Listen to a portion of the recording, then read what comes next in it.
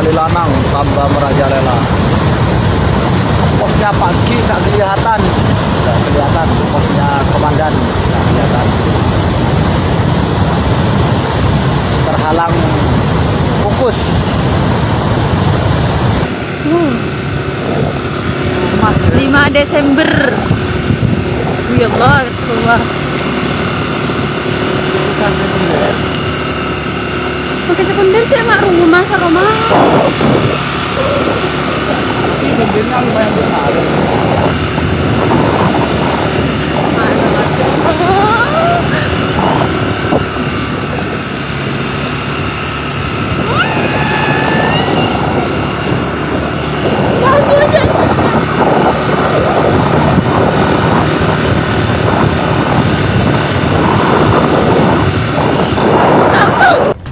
Letusan sekunder.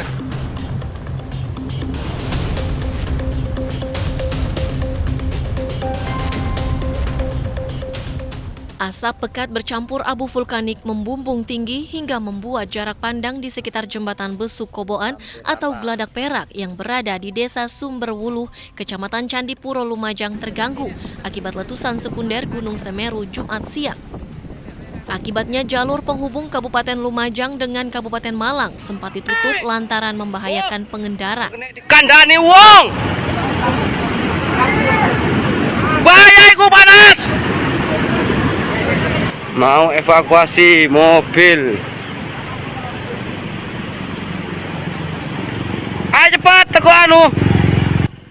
Salah satu pengendara yang nekat melintas akhirnya menabrak bahu jembatan lantaran jarak pandang tertutup abu vulkanik. 1, 2, 3. Banjir lahar hujan terjadi usai wilayah puncak Gunung Semeru diguyur hujan deras. Data Pos Pengamatan Gunung Api Semeru merekam getaran banjir mencapai amplitudo maksimal 35 mm. Selain berdampak pada jalur Lumajang Malang, akibat banjir lahar ini, 2 rumah yang berada di tepi jalur aliran lahar rusak tersapu material banjir. Terjadi hujan deras di puncak Semeru. Akibat luncuran hujan itu menimbulkan letusan sekunder.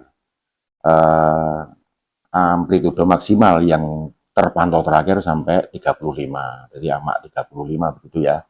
Amak 35 ini sudah tergolong besar, sehingga letupan-letupan sekundernya juga besar, dan itu sudah melewati jembatan Besuk Koboan. Ayo keroyok, Kalau air sudah mengecil. Tidak ada korban jiwa maupun luka dalam peristiwa ini.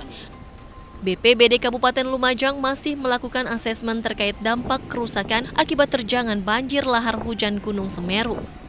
Dari Lumajang, Jawa Timur, Yayan Nugroho, iNews melaporkan. Ini hampir rata.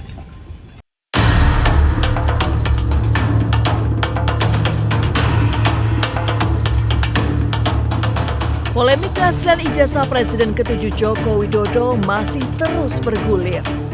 Rektor UGM kembali menegaskan bahwa Jokowi merupakan lulusan UGM dan telah menyerahkan ijazah asli Fakultas Kehutanan kepada Presiden ke-7 RI tersebut.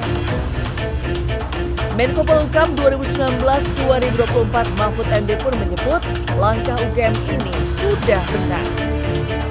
Pernyataan butir 7 dari 9 butir itu menurut saya itu satu pernyataan yang tepat.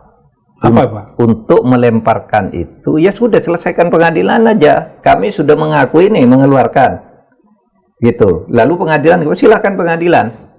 Menurut saya ini tepat sekali karena dia mengatakan kami ini UGM sudah mengeluarkan ijazah untuk Jokowi. Adapun ijazah itu digunakan oleh Jokowi untuk apa atau digunakan oleh orang lain yang mengaku Jokowi, itu bukan tanggung jawab UGM, kan gitu kan? Yang ingin dibuktikan oleh Roy dan sebagainya itu kan bukan Jokowi itu yang punya ijazah, gitu kan? Kami udah mengeluarkan, aslinya udah diserahkan. Sesudah diserahkan lalu mau digunakan orang lain atau ditunjukkan atau tidak, itu urusan Jokowi. Nah, Sebelumnya, pada 28 November lalu, Rektor UGM Ova Emilia kembali merilis 9 poin terkait ijazah Jokowi. Dalam poin 7-nya, Ova menegaskan, segala sesuatu yang berhubungan dengan ijazah tersebut kini menjadi urusan yang bersangkutan. Dalam hal ini adalah Jokowi. Joko Widodo telah menerima ijazah asli sesuai ketentuan.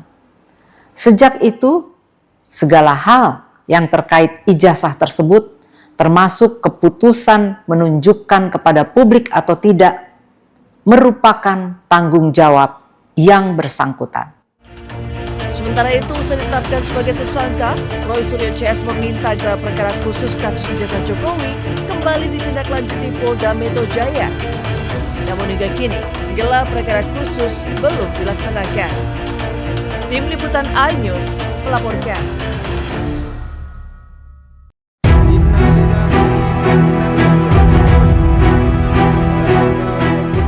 Kementerian Kehutanan dan Polri telah menandatangani MOU untuk menginvestigasi bersama asal-usul kayu gelondongan yang terbawa arus banjir di Sumatera. Dalam waktu 24 jam. Menteri Kehutanan Raja Juli Antoni juga menyebut jajaran Kemenhut telah lakukan penyusuran untuk mengetahui titik awal asal kayu. Kementerian Kehutanan dan Kepolisian Negara Republik Indonesia sudah ada MOU yang ditandatangani, Memorandum of Understanding, di mana kami sepakat untuk sama-sama kami minta bantuan kepada Kapolri untuk menjaga hutan kita. Kami sudah ada data-data awal melalui penerbangan drone ya ke daerah-daerah terdampak, dan juga ada teknologi namanya AICO untuk melihat semacam apa namanya anatomi kayu ya, yang mudah-mudahan ini bisa menjadi indikasi awal di mana asal muasal kayu itu berada. Sementara itu, Kapolri Jenderal Listio Sigit Prabowo menyatakan siap memproses hukum jika ditemukan pelanggaran dalam peristiwa tersebut. Dalam waktu cepat saya minta untuk tim juga segera bergerak dari hulu sampai dengan hilir, khususnya di lokasi-lokasi yang memang kita dapati ada potensi-potensi yang harus kita tindak lanjuti karena memang ada dugaan-dugaan pelanggaran. Selain banyaknya korban jiwa, bencana banjir di Sumatera menjadi perhatian masyarakat karena banyak ditemukan kayu gelondongan yang terbawa arus banjir yang diduga hasil pembalakan liar. Dari Jakarta, Tim Liputan iNews melaporkan.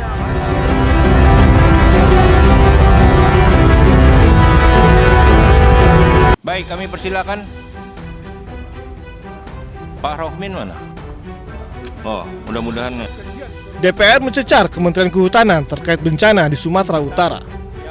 Dalam rapat dengar pendapat Komisi 4 DPR dengan Kementerian Kehutanan, Komisi 4 menyoroti adanya temuan kayu gelondongan. Komisi 4 pun menilai telah terjadi pembiaran terhadap pembalakan liar serta pertambangan ilegal di Sumatera. Ada gelondongan kayu di Sanyang Baka, Kabupaten Solo. Itu kita pastikan dari Taman Nasional Kerinci Sebelat, Pak. Kayunya. Coba Pak bayangkan, gimana nggak terjadi seperti ini? Kalau memang pembiaran itu sudah terjadi sedemikian lama, Pak. Bapak tadi nunjukin ada 3 kasus, ada 3 foto yang saya lihat, ya toh, yang sudah terungkap. Apa? Ayo upaya pemulihannya. Saya pastikan sampai sekarang juga belum. Ini kan yang disampaikan ini baru cuman soal pembabatan hutan, pembalakan liar, secuil Pak. Bapak tidak paparkan, ya toh, data tambang ilegal yang menghancurkan hutan sedemikian parahnya. Ayo dong, buka. Itu kan di sepanjang aliran sungai itu semuanya juga tambang ilegal. Nggak bakal punya izin kok. Dan itu kawasan hutan. Kemana aja kita selama ini, Pak? Dalam rapat dengar pendapat ini, desakan agar Menteri Kehutanan mundur pun tercetus jika Menteri Kehutanan tak bisa tangani bencana yang terjadi di Sumatera. Apa-apaan ini? Sehingga apa yang Pak Menteri sampaikan di sini dan paparkan tidak sejalan. Sehingga inilah tanggung jawab Pak Menteri. Pak Menteri tidak boleh lempar ke yang terdahulu. Kalau Pak Menteri punya hati nurani, apa yang disampaikan Pak Wakil Ketua Pak Marjohan, dan tadi Pak Menteri katakan melalui ayat hadis, akhirnya terjadi. Sehingga mohon izin teman-teman Komisi 4 saya keras karena saya paling hatinya kasih. Luar biasa. Sehingga saya saran Pak Menteri, kalau Pak Menteri nggak mampu mundur aja Pak Menteri. Pak Menteri nggak paham tentang kehutanan. Sebelumnya, Kementerian Kehutanan telah membentuk Satgas bersama dengan Polri guna menginvestigasi temuan kayu gelondongan yang terbawa banjir Sumatera. Mereka harus hadir datang bertanggung jawab kepada Dari Jakarta, tim liputan iNews melaporkan. Yang dipaparkan KPK kepada kami itu adalah citra satelit. Terus terang saya sedih,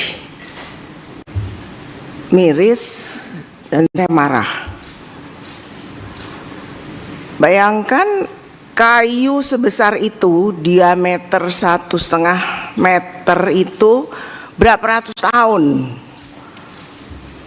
perlu tumbuh untuk pohon sebesar itu.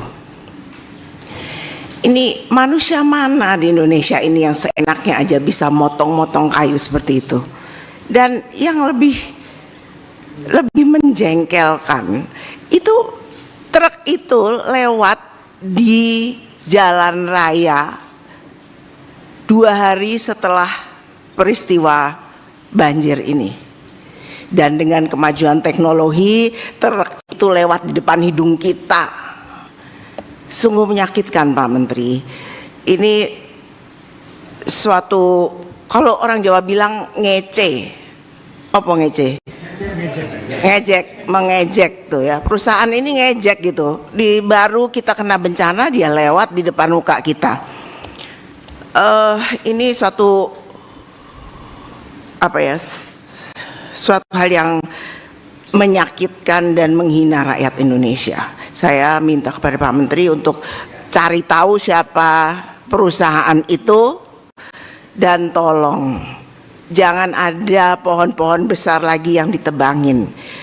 Hentikan semua ini